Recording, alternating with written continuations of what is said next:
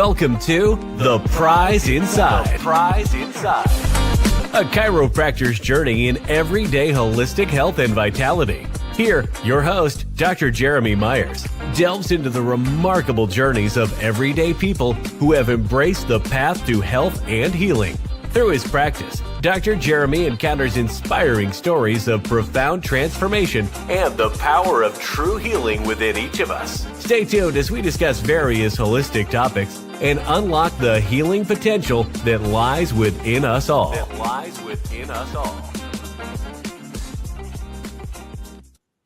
All right. Welcome everybody. It's changing time today. I have some fun stuff planned tonight. My beautiful youngest daughter is turning 17 today. So I was like, man, instead of waiting, I might do a family game night, whatever she wants to do. It'll be pretty fun.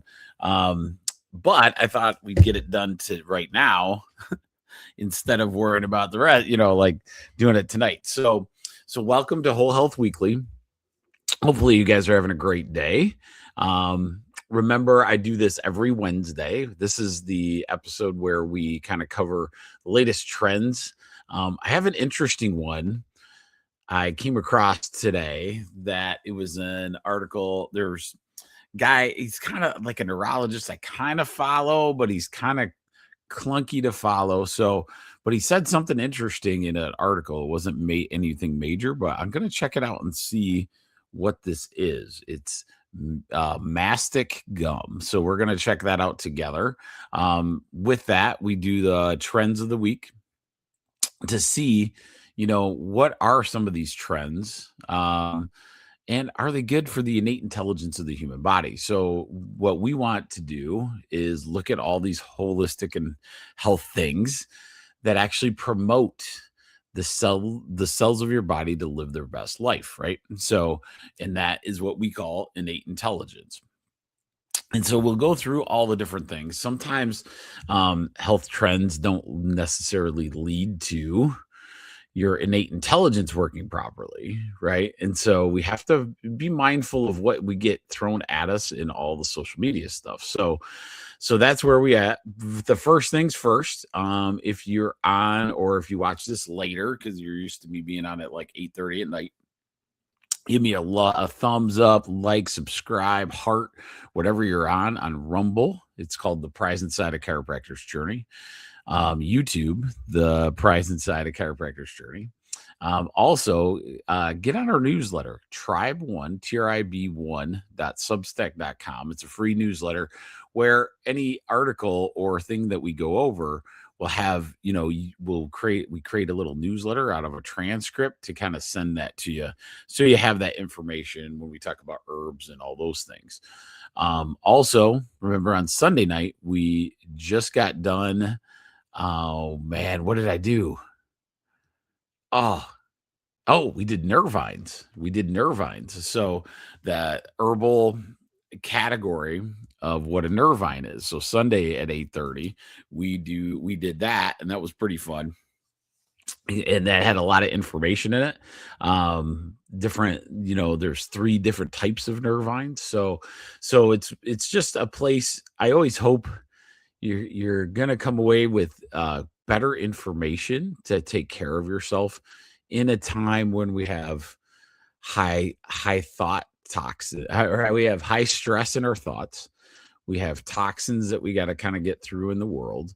And, you got all these different traumas, right? Of, just physical trauma from sitting all day to some mental things and all those things. It hits you all the time.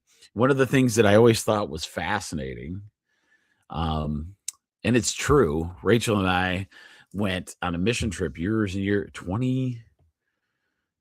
almost 27 years ago. So Rachel and I did a chiropractic mission trip to Haiti. And one of the things that was profound about this, there's a lot of profoundness. It was, we were able to adjust people. We had lines of people. It was amazing to adjust that many people that early in our chiropractic career. But one of the things that always stood out to me is I felt like as poor as Haiti was, I felt like they were less stressed than the general American. and from there, that really was profound in the sense of, the day-to-day operations of like things that are thrown at you in rapid pace, like just information after information, the high mental stress that was there, and I bring that up because, it's not to say that, the poor, it wasn't super sad. They didn't have a lot of those great, resources that are available to, us as general, people of America. But one of the things they did was they ate. They had to find a way to eat. They get their kids into the best school they possibly could. And then because some of them were so poor, that was it. And they were enjoying their family. They were doing a lot of things that you wouldn't think, this one place would be so, as happy as they actually were. We thought we'd go into this major depression all the time because they don't have. And I think we've done it to ourselves. We put so much, pressure upon, all the living ways that, we cause our own stuff. So I've always said like that was always interesting. And so my hope is that this podcast will bring, each day we kind of improve how we live. It would be fantastic. So with that said, let's go look at the trends of the week.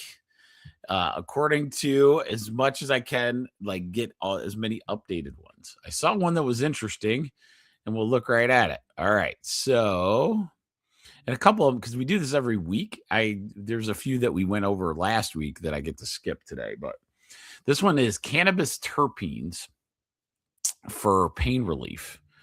And this is it's a new thing. It's Science Daily is the article. Okay. So science found a cannabis compound that relieves pain without the high. Compounds responsible for the aroma of cannabis and many other plants may offer a surprising new way of relief chronic pain. Researchers found that several cannabis-derived terpenes significantly reduced pain in mouse models for fibromyalgia and post-surgical pain. Remember, this is in mouse, right? So with one terpene, one of the terpenes called geraniol, that's GERANIOL, showing especially strong effects. Unlike THC, which is usually the compound that creates the high, these compounds are not associated with psychoactive effects, making them a potentially attractive alternative for pain treatment. Let's see. I did that part. So that's interesting that there's an actual other piece. So I'm not going to pretend I'm an expert on this. Okay, so let's go over this. So cannabis terpenes. All right, terpenes are a natural compound responsible for the scent and flavor of many plants, not just cannabis. So terpenes are in a lot of different plants.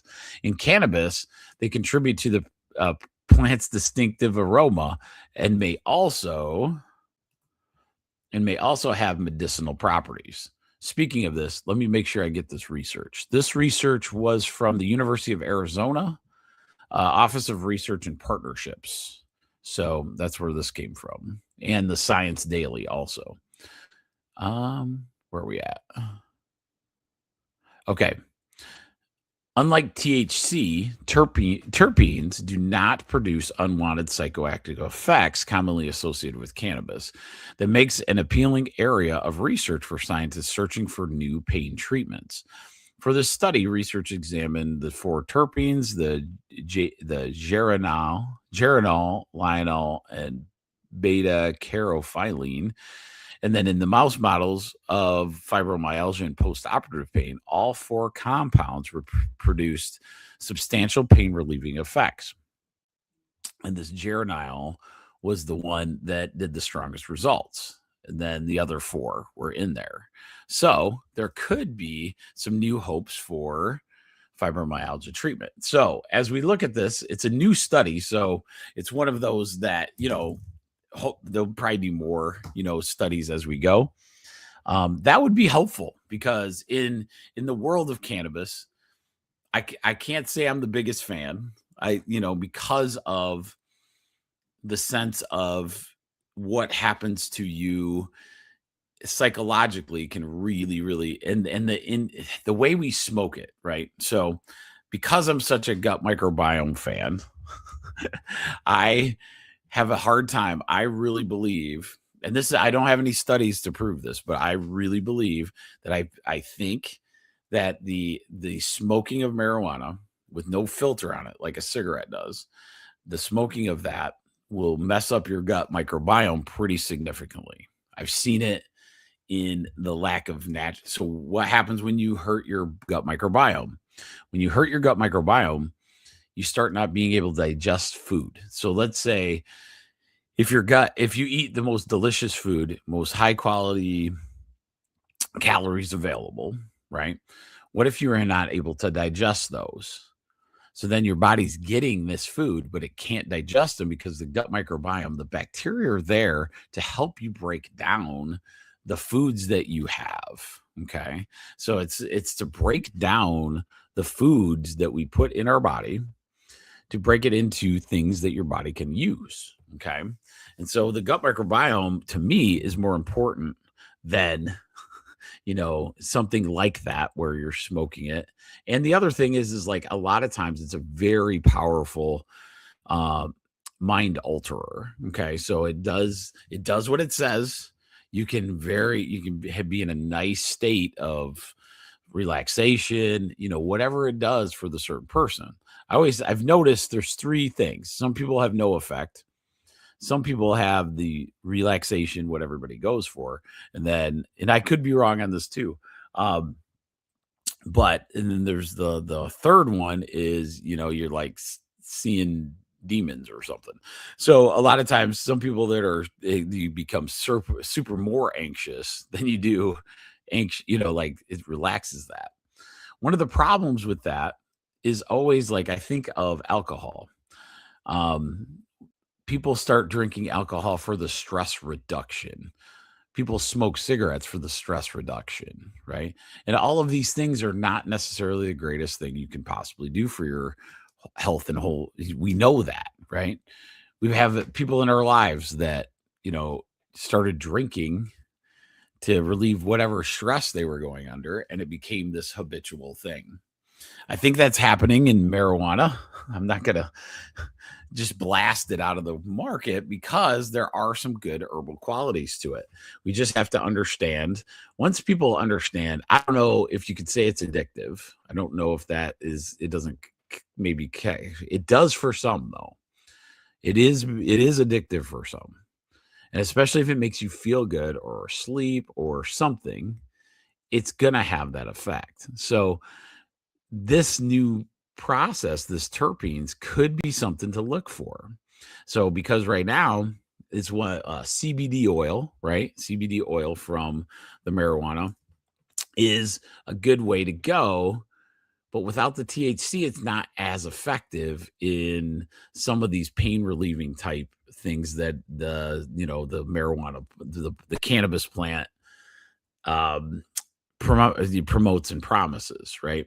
But if you do CBD and THC together, a lot of times you get that pain relief. And so maybe this terpenes, where you can separate the plant, like out and then get these terpenes into, something, like a supplement or a cream or something, could be a major, major benefit. So that's the hardest part of marijuana.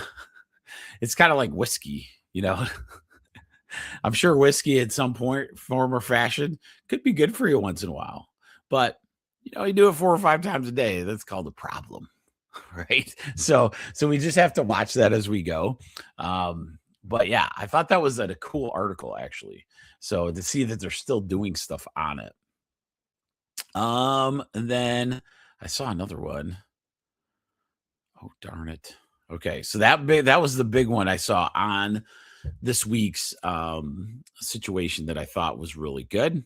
Some of the social media stuff, over optimization is still a big thing in the social media things. What they mean by that is the amount of different biometrics that people are taking for their health and longevity. There's some great tools out there. In fact, this is a good time to tell you, I have a new one. I'm excited at the office. Nutritional blood work. We've had a way to do it prior, very clunky, but I tried a new system that we've worked with. So if you're ever interested, let me know. Just reach out, because this one I can do up to 20 different types of blood work analysis. And I literally just got the report today. I did myself to see how hard it would be. Really easy. Allows the patient to do a lot more, like, hey, I'd like this, like I'd like this. We are able to interpret it. We're able to use naturopathic doctors as well that kind of come in and interpret that data as well. So it's really cool. And then it hooks up to that full script aspect of what we got going. Because like all of us at the chiropractic, we always think you should probably, if I was living this holistic life, I would want, and I do, or I try to do it, you get like the testing that you want done. Now I've been out of the habit of doing it. I should do it all the time. So this was a good run for me. Do blood work, but then find out what vitamins, minerals, herbs, all those things that you would need to get that blood work to its ultimate goal, right? So you want to give the body what it can, and through blood work, a lot of times you can really see how your innate intelligence is responding to a lot of things. Testing is always one of those fantastic things. Now, with all these biometrics, like the smartwatches and what you can learn, what they're finding is like some people are almost consumed with checking everything, right, every day. They did a study when they first came up with the blood pressure cuff, like that you could take home. So remember, I mean, it's not been that long in technology where you weren't checking your blood pressure, at home, but they created at-home blood pressure cuffs, right? I maybe 30 years. Technology is not that old, but anyway. So the at-home blood pressure cuff, they said after it became like people were having it every day, there was people that were taking their blood pressure like 5 to 8 times a day. That's crazy. But it makes sense, because if you had a blood pressure problem, right, you'd be a little more anxious about that blood pressure problem. So you start taking your blood pressure on a more of a regular basis, to see, how your blood pressure is doing. But the problem is anxiety, depression, losing hope on certain things. That's one thing that happens I worry about it a lot, and it has to happen in this condition, but people that have to check their sugar, a lot of times I worry about that anxiety and those kind of things, because they constantly are monitoring their sugar.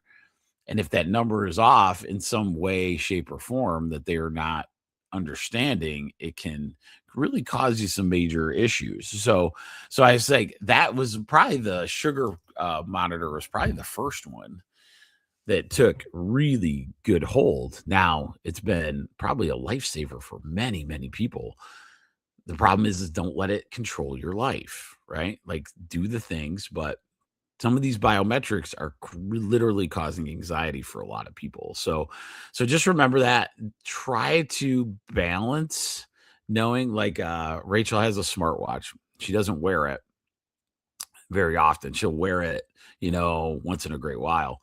I will wear it when I'm running. So like if I run, we live on a country road, so that way I can know my distance.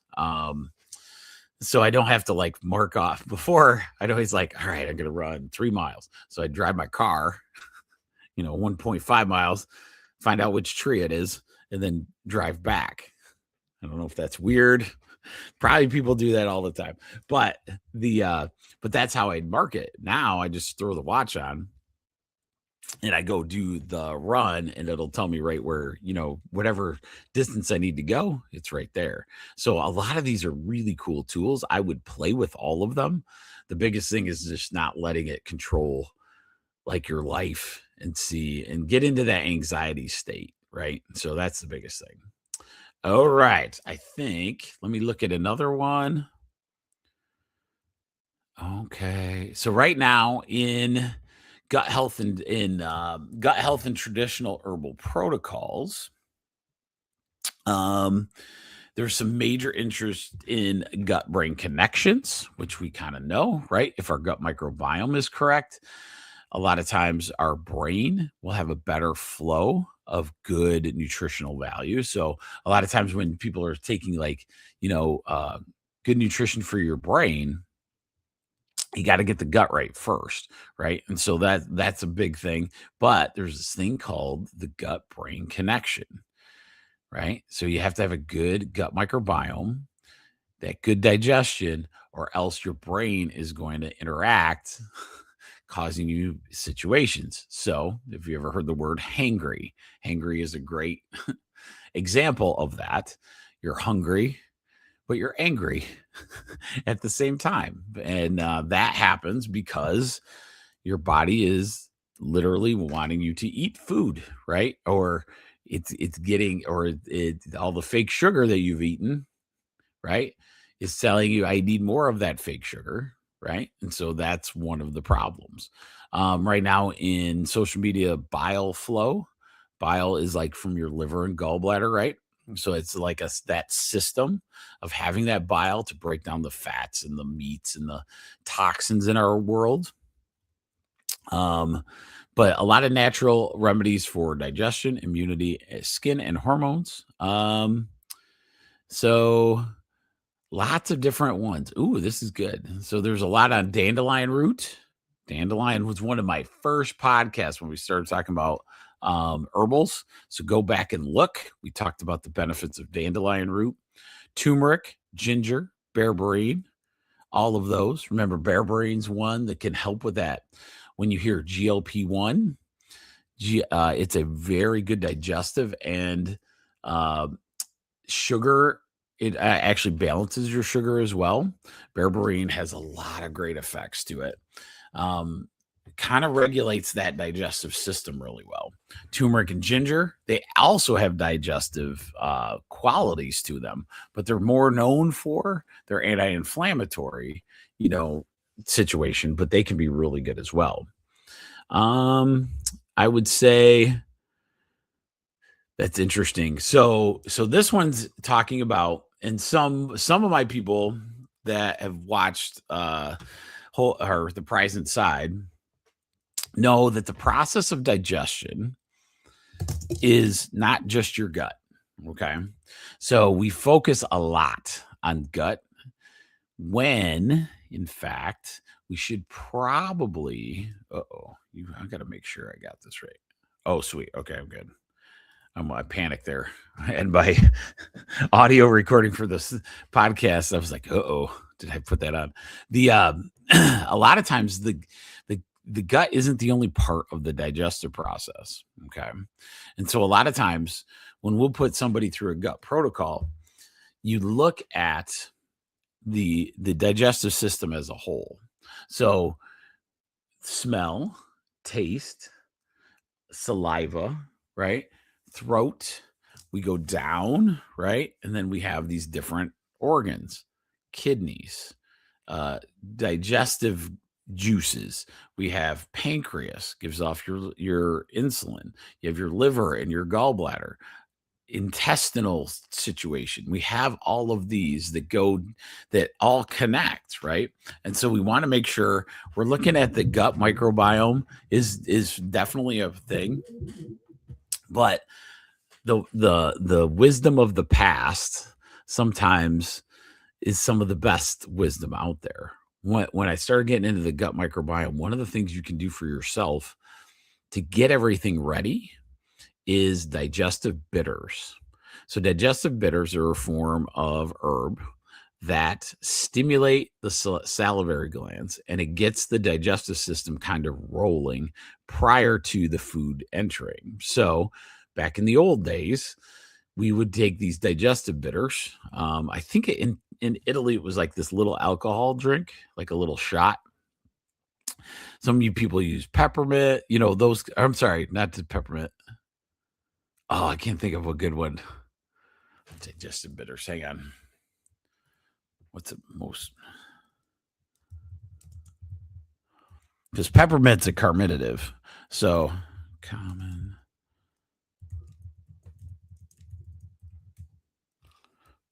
Okay. All right. Oh, okay. So dandelion. So the most common one's called gentian root, dandelion root, artichoke leaf, burdock root, wormwood. These are all like digestive bitters. Okay. So these are all little things to get digestion going in the right direction. So it gets it all kickstarted prior to the food entering, so your body's ready for it. Okay. So bitters are a really cool, herbal thing to kind of experiment with. Try doing a digestive bitter prior to eating. I know it's not part of our process.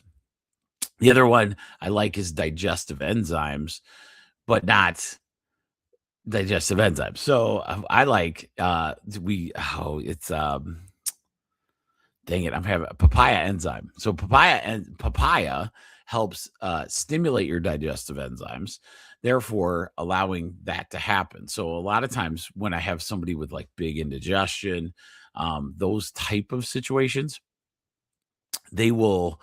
I'll have them do bitters and then maybe some papaya enzyme, right? And I have all, like we get that stuff. It's pretty easy. And then have your meal, right? And then you can feel that digestion start happening. It's one way to kind of prepare your body for all those things.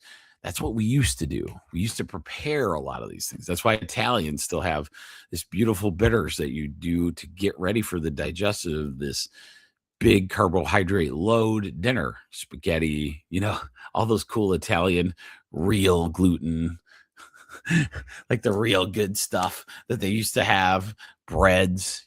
How do you get your body getting ready for that digestion? Right now we have so many problems that we can't even eat the bread anymore. It's so sad, but we'll figure it out at some point, right? So with that said, that's what I would do in the digestive world. Just, as it's trending, it's cool, but understand that talk to your chiropractor, talk to me, talk to Rachel, like Dr. Matt and Dr. Emily, any of us in the process to get your health going in that right direction, especially in that category, because that one's fantastic. All right.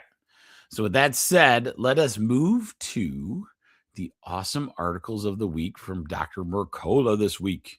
So Dr. Mercola, if you've been with me before, it's an amazing website. I love going to it because it gives like daily new health and wellness. Dr. Mercola is a medical doctor, but he just happened to go into the holistic world and build one of the biggest online articles that he just grabs all this good information. So I use it constantly. Okay. So let's start with this one.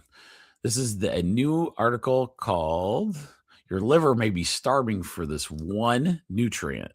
Okay.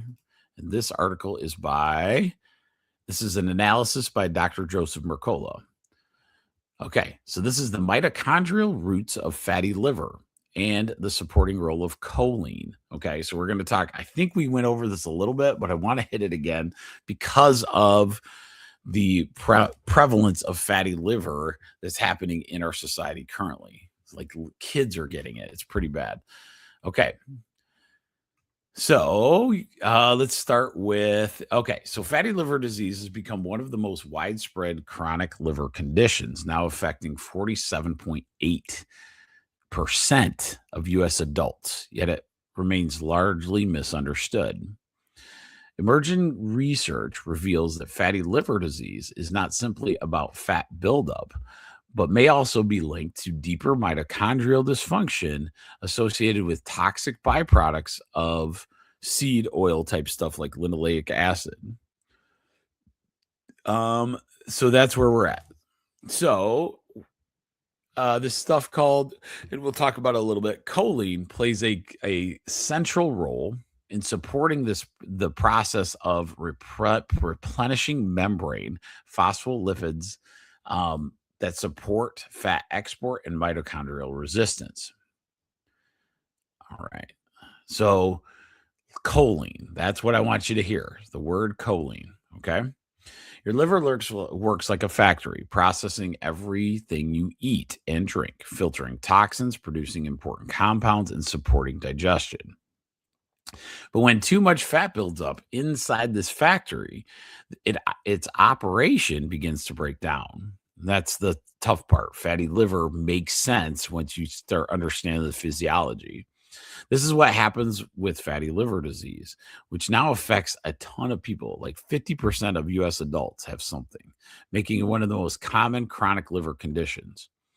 Despite its prevalence, fatty liver disease remains poorly addressed because of its underlying mechanisms, have been oversimplified and misunderstood for decades. So that is true. Okay, so seed oils, Dr. Mercola, I think, believes that that is one of the key pieces. I would suggest from this article, it's all the toxins. I super believe one of the things that we don't talk about is the amount of the fake sugars, all the different fake sugar chemicals that we put in foods. I think that is really hard on a liver to digest and process. And because of that, you cause this problem to occur in there. Okay. And then makes sense that your body would produce a stress type fat to in the liver because it's working so hard. Okay. Okay. And so in fatty liver, think mitochondrial dysfunction. If this is happening to you, you have mitochondrial dysfunction. And when you have so remember, mitochondria are these little cell organelles, right? So they're little cell dudes like in your cells that create the energy of your body. They're called the powerhouse of the cell for a reason. So they're inside your cell are these little mitochondria. You don't want anything to happen to the battery of your car, right? We want to keep the mitochondria. If that energy is not coming out of there and this dysfunction happens, your battery of your car will short circuit, right? So it's the same thing in a mitochondria. So you got to think that way as far as it goes. Let me see. Okay, so choline. Let's talk about choline because that's mostly the important part of this. Fatty liver, it's happening. 50% of the population almost. How do we get out of it? Start eating better organic food. Get away from the deep fried oils that are causing this thing. Start using tallow, lard. A lot of different things can get you there in your cooking and everything else. But our big one is all that processed stuff has to make its way out of our diet, right? So what is choline? So choline is an essential nutrient that plays a pivotal role in liver function, mitochondrial performance, and membrane integrity. It was officially classified as essential by the Institute of Medicine in 1998 after growing evidence showed that the human body cannot synthesize enough of it to meet physiological demand, which means we need it, right? From our food or supplements. Most people fall short of optimal intake, especially during periods of increased metabolic stress, such as pregnancy, aging, or chronic illness. When the needs for choline intensify across multiple organ systems. So choline is absorbed in the gut and routed accordingly to the body's needs. It uses transport proteins. It's very, very good. The rest of this article, I don't think you need. Okay. All right. So where do we get our choline? That's the thing I want us to. So choline, it's CHOLINE. Yeah, I don't think you guys want to hear all this. It's really good, though. Choline is a big one.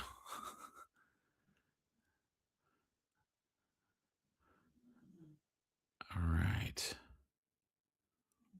So a lot of times just getting a choline supplement is worth it. So like getting any kind. Okay. So what are the most common? See, I love this because I learn just as much as you do.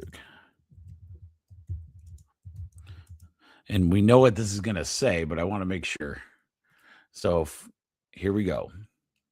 So choline rich, the most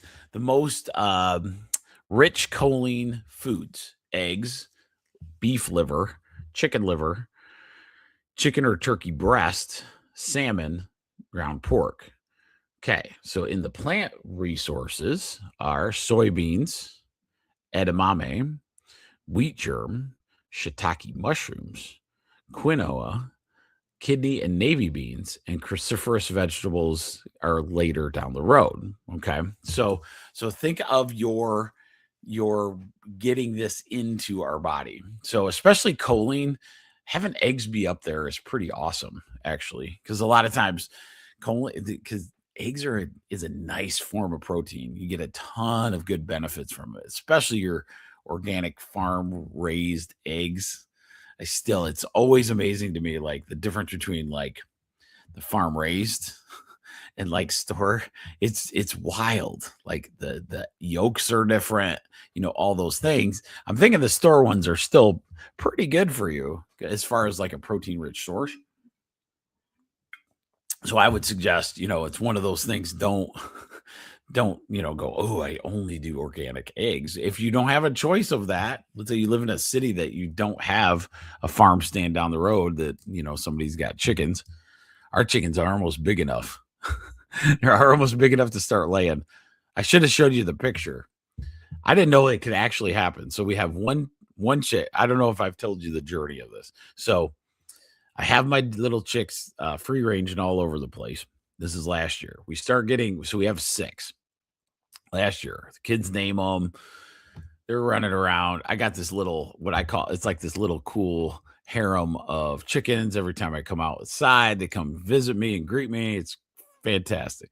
They start producing like 6 a day because there's 6 chickens. We start being able to have like farm fresh chickens like right away, right? And so I'm like falling in love with this. And then we have the issue. It starts getting into fall. Everything's happening. My 6 chickens turned down to 4. And then we're down to 1. And then 2. Then we ended up with like 2 chickens left.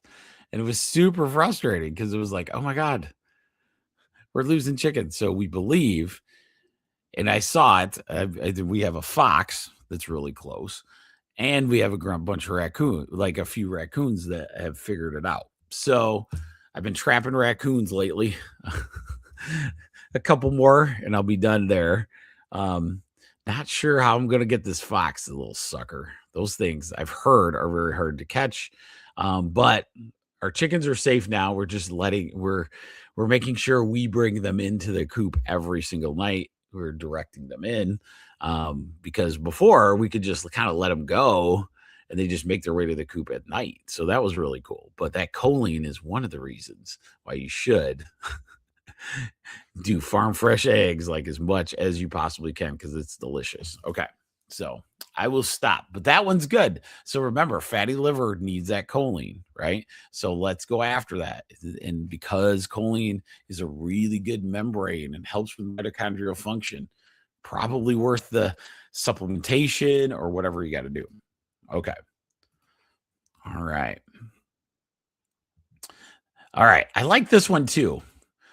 This 30-minute habit, because Rachel and I were just talking about this 30-minute habit that wakes up your immune system. Okay. So this one is this is by Dr. Mercola again. Sauna bathing can help you fight off infections faster. Here's why. A single sauna session raises your body temperature to a fever-like range, which activates your immune system and moves defensive cells into circulation where they can respond faster to infections. Your immune system reacts immediately during heat exposure. Uh-oh. I think Rachel's home. So you're gonna hear a little barking. Hello, Rach. Okay.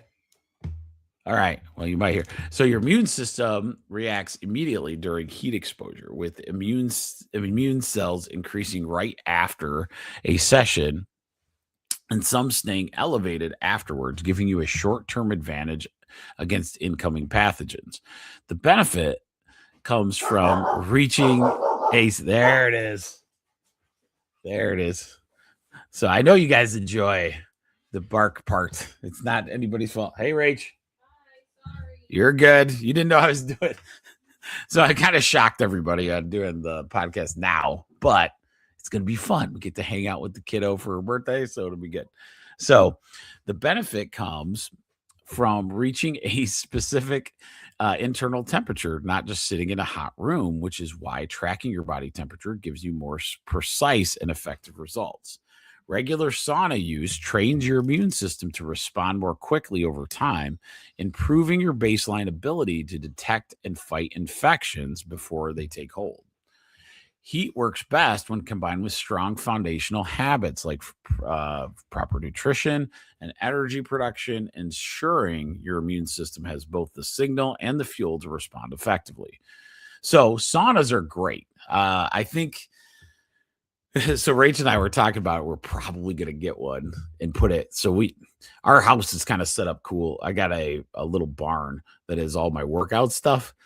And we created a barn. So we have like a cement floor, walls, all those kind of things.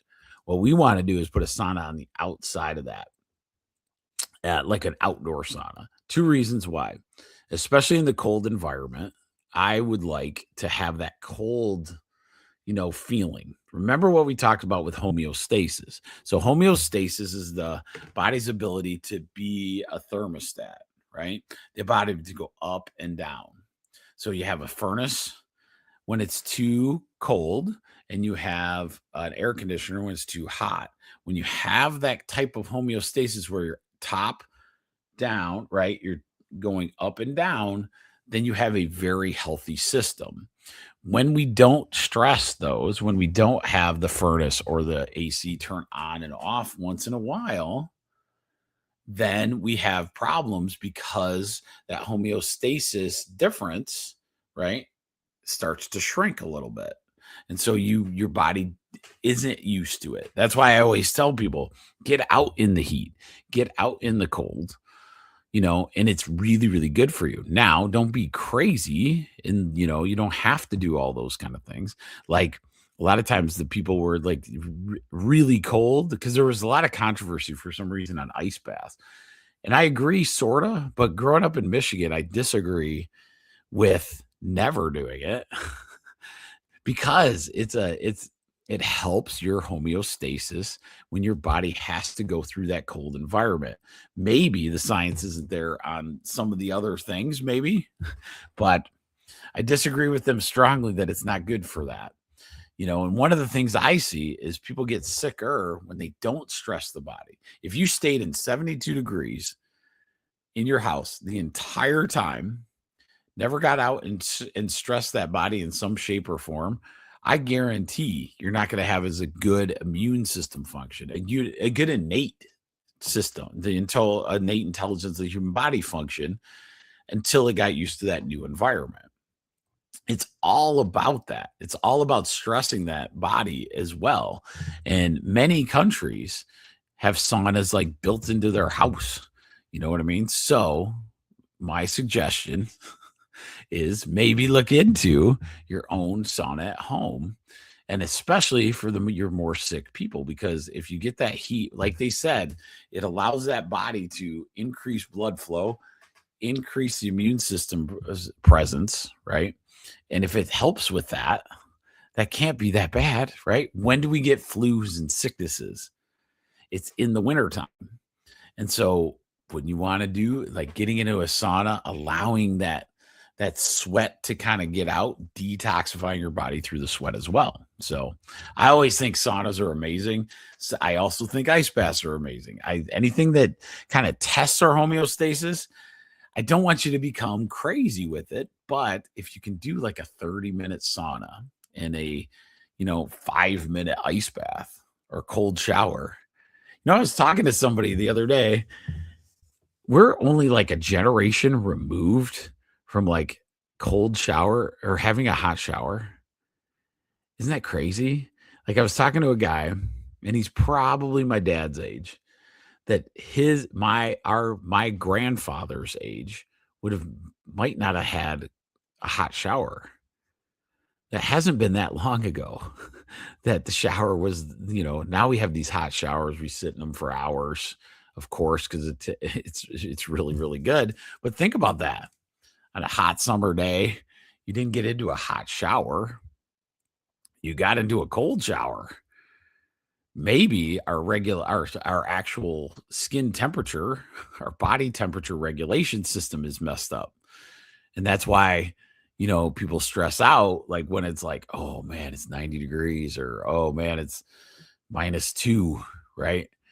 It's kind of crazy when your mental, people would work through that without the luxuries we have currently. So I thought that was a good article. So, okay. So remember saunas. And I really like this one. I think I'll end it here. I think this will be the last article tonight. So I appreciate you guys jumping on at like 4:30 instead of 8:30 though. This is awesome. This one's by Dr. Joseph Mercola again. So how krill oil eases osteoarthritis pain and boosts muscle strength in older adults. Krill oil is one of my favorites. One of the most, it's becoming like, it's like fish oil, but it's like a little better. It's got some more benefits, it seems. So krill oil improved knee pain, stiffness, and physical function in people with osteoarthritis, helping participants move more comfortably during daily activities like walking and climbing stairs. Older adults taking krill oil for 6 months improved grip strength, knee strength, and muscle thickness, which helps protect against falls, weakness, and loss of independence with age. Krill oil delivers omega-3 fats in a phospholipid form that blends efficiently into your cell membranes, while its natural astaxanthin content helps protect the oil from oxidation and inflammatory damage. Kind of like fish oil has some problems with like storage. So sometimes it'll oxidize. So doesn't have the benefits sometimes. So that's like older, like a high quality krill oil, high quality fish oil is a must. But it's also with fish oil that's become an issue because a lot of it's like the shelf life isn't great. Let's say it that way. And it gets oxidized. So cheap oxidized fish oil and diets high in seed oils worsen that situation. That's what happens when you oxidize it. So you got to take a really high quality fish oil. That's big. Just making sure that's good. Okay. So in bottom line, pairing krill oil or omega-3 rich seafood with regular movement, stable dietary fats, and enough protein creates a stronger foundation for preserving cartilage, muscle function, and long-term mobility. I'm really always interested in that. Being a chiropractor, working with joints constantly, I always want to find that next best, supplement for it. Krill oil seems to have a lot of the bells and whistles I've been looking for. Chondroitin and glucosamine, I've seen them work. Some people swear by them for like cartilage and joint function, but I think I really, really believe like bone broth, a lot of these things. One of the things we do in our gut microbiome is, you slow cook a chicken, but you keep the bone and everything in there, and then you get the quality of that cartilage. Even in if you just do the broth, you're still getting the nutrients from there. So that's why I really like bone broth in a sense. Krill oil is my new one that I want to carry at the office. I think it would be fantastic to do, or do it through that full script so it doesn't get rancid, on the situation. They found in the krill oil, it doesn't get as rancid as fast, which is great. So, and it's got a lot of benefits. So remember that if you're having some joint problems, take a look at some krill oil. It's not the best tasting. Like got a little grandma that's like, all right, I'll do the fish oil thing. Makes me burp fish taste. I hate it. But she's been doing it for a really long time. But I always laugh because she's like, that's the worst. It's like wakes me up because I don't like the taste. So she's like, I know it's good for me though. So with that said, guys, enjoy the rest of your night. Have a fantastic Wednesday. I know we will. I got to go pick the kid up from her tennis coaching that she's helping with these little kids. So that'll be good. And then we get to have a little celebration of her. So with that said, you guys have a great night. And I'll see you Sunday night on 1% Tribe, the Prize Inside, at 8:30, where we'll be talking about something. Either I think it's positive energy or condition. So it's one of those two because we just did a herb. So it'll be one of those two topics. And from there, I'll talk to you later. See ya.